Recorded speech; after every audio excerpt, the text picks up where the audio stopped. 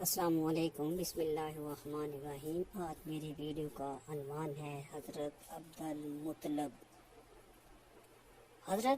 मुत्तलिब का कालीन। हज़रत अब्दुल मुत्तलिब के लिए काबे के साए में एक कालीन बिछाया जाता था। वो उस पर बैठा करते थे। उनका एहतराम इस कदर था कि कोई और उस कालीन पर बैठता नहीं था। चुनांचे उनके बेटे और कुरैश के सरदार उस कालीन के चारों तरफ बैठते थे, लेकिन मोहम्मद सल्लल्लाहु अलैहि वसल्लम वहाँ तशरीफ़ लाते तो सीधे उस कालीन पर जा बैठते। उस वक़्त आप एक तंदुरुस्त लड़के थे। आपकी उम्र 9 साल के करीब हो चुकी थी।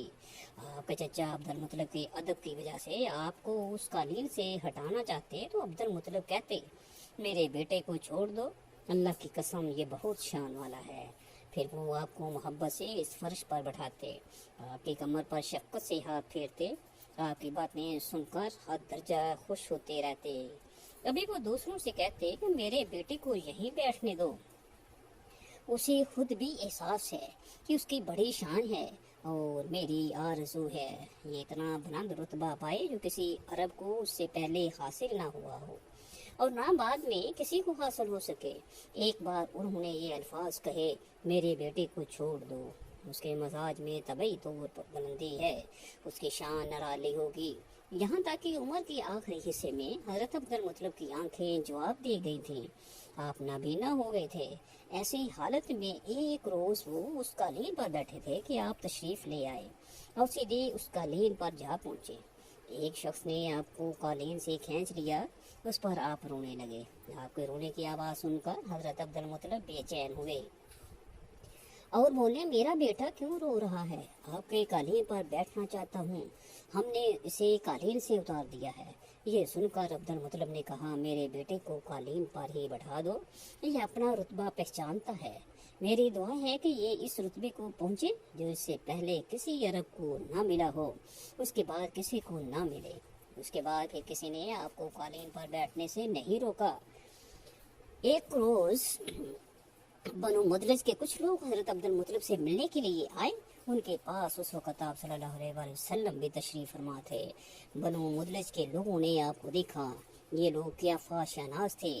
आदमी का चेहरा देखकर उसके मुस्तकबिल के बारे में अंदाज़े बयान करते थे। उन्होंने अब्दुल मुत्तलिब से कहा, इस बच्चे की हिफाजत करें, इसलिए कि मकाम इब्राहिम पर जो हज़रत इब्राहिम अलैहिस्सलाम के कदम के निशान हैं, इस बच्चे के पाँव का निशान बिल्कुल उस निशान से मिलता जुलता है। इस कदर मुशाबहत हमने किसी और के पाँव के निशान में नहीं देखी। हमारा ख्याल है कि यह बच्चा नरानी शान का मालिक होगा, इसलिए इसकी हिफाजत करें। मकाम इब्राहिम खाना काबा में वो पत्थर है जिस पर हज़रत इब्राहिम अलैहिस्सलाम काबा की तामीर के वक़्त खड़े हुए थे। मोज़े के तौर पर उस पत्थर पर इब्राहिम अलैहिस्सलाम के पैरों के निशान पड़ गए थे। लोग उस पत्थर की ज़ियारत करते हैं। यही मकाम इब्राहिम है।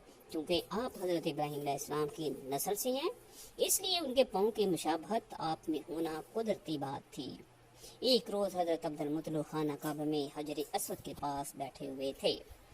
ऐसे में उनके पास नजरान के ईसाई आ गए। उनमें एक पादरी भी था। उस पादरी ने अब्दुल मुत्तलिब से कहा, हमारी किताबों में एक ऐसे नबी की अलामात हैं जो इस्माइल की औलाद में होना बाकी हैं। ये शहर उसकी जाए पैदाइश होगा, उसकी ये निशानियाँ होंगी। अभी ये बात हो रही थी कि कोई शख्स आपको लेकर वहाँ आ पहुँचा।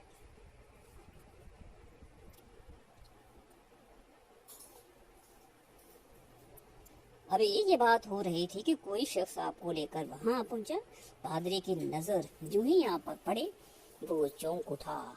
आपकी आंखों, कमर और पैरों को देखकर वो चिल्ला उठा, वो नबी यही हैं, ये तुम्हारे क्या लगते हैं? अब्दुल मुत्तलिब बोले, ये मेरे बेटी हैं। इस पर वो पादरी बोला, ओ तब ये वो नहीं, इसलिए कि हमारी किताबों में लिखा है कि उसके वालिद का इंतकाल उसकी पैदाइश से पहले हो जाएगा। ये सुनकर अब्दुल मुत्तलिब बोले, ये दरअसल मेरा पोता है। उसके बाप का इंतकाल उस वक़्त हो गया था जब ये पैदा भी नहीं हुआ था। उस पर पादरी बोला, हाँ ये बात हुई ना, आप उसकी पूरी तरह हिफाजत करें। अब्दुल मुत्तलिब की आपसे मोहब्बत का यह आलम था कि खाना खाने बैठते तो कहते, मेरे बेटे को ले आओ। آپ تشریف لاتے تو عبد المطلب آپ کو اپنے پاس بٹھاتے، آپ کو اپنے ساتھ کھلاتے۔ بہت زیادہ عمر والے ایک صحابی حید رضی اللہ تعالیٰ عنہ کہتے ہیں کہ میں ایک مرتبہ اسلام سے پہلے جاہلیت کے زمانے میں حج کے لیے مکہ معظمہ گیا، وہاں بیت اللہ کا طواف کر رہا تھا۔ میں نے ایک ایسے شخص کو دیکھا جو بہت بوڑھا اور بہت لمبے قد کا تھا۔ وہ بیت اللہ کا طواف کر رہا تھا اور کہہ رہا تھا، اے میرے پروردگار، میری سواری کو محمد کی طرح پھیر دے، اور اے میرا دست بازو بنا دے، اور اسے میرا دست و بازو بنا دے۔ میں نے اس بوڑھے کو جب یہ شعر پڑھتے سنا تو لوگوں سے پوچھا یہ کون ہے؟ لوگوں نے بتایا یہ عبد المطلب بن ہاشم ہیں۔ انہوں نے اپنے پوتے کو اپنے ایک اونٹ کی تلاش میں بھیجا۔ وہ اونٹ گم ہو گیا ہے، اور وہ پوتا ایسا ہے جب بھی کسی گمشدہ چیز کی تلاش میں بھیجا جاتا ہے تو وہ چیز لے کر ہی آتا ہے۔ پوتے سے پہلے یہ اپنے بیٹوں کو اس اونٹ کی تلاش میں بھیج چکے ہیں، لیکن وہ ناکام لوٹ آئے ہیں۔ اب چونکہ پوتے کو گئے ہوئے دیر ہو گئی ہے، اس لیے پریشان ہیں اور وہ دعا مانگ رہے ہیں۔ تھوڑی ہی دیر گزری تھی کہ میں نے دیکھا کہ آپ صلی اللہ علیہ وآلہ وسلم اونٹ کو لیے تشریف لا رہے ہیں۔ عبد المطلب نے آپ کو دیکھ کر کہا، میرے بیٹے، میں تمہارے لیے اس قدر فکر مند ہو گیا تھا کہ شاید اس کا اثر کبھی میرے دل سے نہ جائے۔ عبد المطلب کی بیوی کا نام رقیہ بنت ابو سیفی تھا۔ وہ کہتی ہیں قریش کئی سال سے سخت قحط سالی کا شکار تھے، بارشیں بالکل بند تھیں، سب لوگ پریشان تھے۔ اسی زمانے میں میں نے ایک خواب دیکھا، کوئی شخص خواب میں کہہ رہا تھا، اے قریش کے لوگوں، تم میں سے ایک نبی ظاہر ہونے والا ہے، اس کے ظہور کا وقت آ گیا ہے، اس کے ذریعے تمہیں زندگی ملے گی، یعنی خوب بارشیں ہوں گی، سر سبزی اور شادابی ہوگی۔ تم اپنے لوگوں میں سے ایک ایسا شخص تلاش کرو جو لمبے قد کا ہو، گورے رنگ کا ہو، اس کی پلکیں گھنی ہوں، بھویں اور ابرو ملے ہوئے ہوں۔ وہ شخص اپنی تمام اولاد کے ساتھ نکلے اور ہم میں سے ہر خاندان کا ایک آدمی نکلے، سب پاک صاف ہوں اور خوشبو لگائیں، وہ حجر اسود کو بوسہ دیں، پھر سب جبلِ ابو قیس پر چڑھ جائیں، پھر وہ شخص جس کا حلیہ بتایا گیا ہے آگے بڑھے اور بارش کی دعا مانگے، اور ہم سب آمین کہیں تو بارش ہو جائے گی۔ صبح ہوئی تو رقیقہ نے اپنا یہ خواب قریش سے بیان کیا۔ انہوں نے ان نشانیوں کو تلاش کیا تو سب کی سب نشانیاں انہیں عبد المطلب میں مل گئیں۔ چنانچہ سب ان کے پاس جمع ہوئے، ہر خاندان سے ایک ایک آدمی آیا، ان سب نے شرائط پوری کی۔ اس کے بعد سب ابو قیس پہاڑ پر چڑھ گئے، ان میں نبی اکرم صلی اللہ علیہ وآلہ وسلم بھی تھے۔ آپ اس وقت 9 عمر کے تھے۔ پھر عبد المطلب آگے بڑھے اور انہوں نے یوں دعا کی، اے اللہ، یہ سب تیرے غلام ہیں، تیرے غلاموں کی اولاد ہیں، تیری باندیاں ہیں اور تیری باندیوں کی اولاد ہیں۔ ہم پر جو برا وقت آ پڑا ہے تو دیکھ رہا ہے، ہم مسلسل قحط سالی کا شکار ہیں۔ اب اونٹ، گائے، گھوڑے، کھچر اور گدھے سب کچھ ختم ہو چکے ہیں اور جانوں پر بن آئی ہے، اس لیے ہماری یہ خشک سالی ختم فرما دے، ہمیں زندگی اور سر سبزی اور شادابی عطا فرما دے۔ ابھی یہ دعا مانگ ہی رہے تھے کہ بارش شروع ہو گئی، وادیاں پانی سے بھر گئیں، لیکن اس بارش میں ایک بہت عجیب بات ہوئی، اور وہ عجیب بات یہ تھی کہ قریش کو یہ سرابی ضرور حاصل ہوئی، مگر یہ بارش قبیلہ قیس اور قبیلہ مضر کی قریبی بستیوں میں بالکل نہ ہوئی۔ اب لوگ بہت حیران ہوئے کہ یہ کیا بات ہوئی، ایک قبیلے پر بارش اور آس پاس کے سب قبیلے بارش سے محروم۔ تمام قبیلوں کے سردار جمع ہوئے، اس سلسلے میں بات چیت شروع ہوئی۔ ایک سردار نے کہا، ہم زبردست قحط اور خشک سالی کا شکار ہیں، جبکہ قریش کو اللہ تعالیٰ نے بارش عطا کی ہے اور یہ عبد المطلب کی وجہ سے ہوا ہے، اس لیے ہم سب ان کے پاس چلتے ہیں، اگر وہ ہمارے لیے دعا کر دیں تو شاید اللہ ہمیں بھی بارش دے دے۔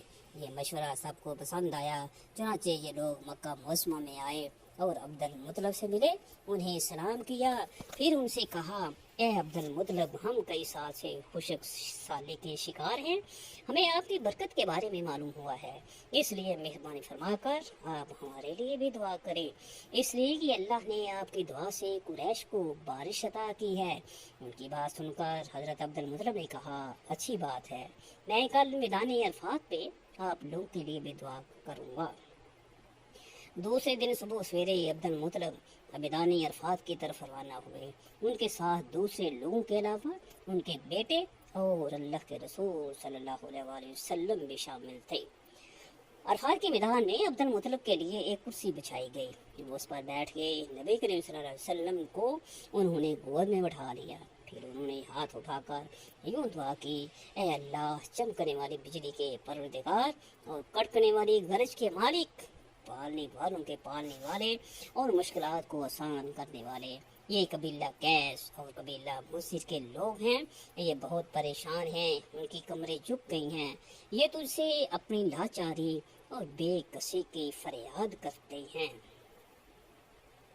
اور جان و مال کی بربادی کی شکایت کرتے ہیں، بس اے اللہ ان کے لیے خوب برسنے والی بادل بھیج دے اور آسمان سے ان کے لیے رحمت عطا فرما، تاکہ ان کی زمینیں سرسبز ہو جائیں اور ان کی تکالیف دور ہو جائیں۔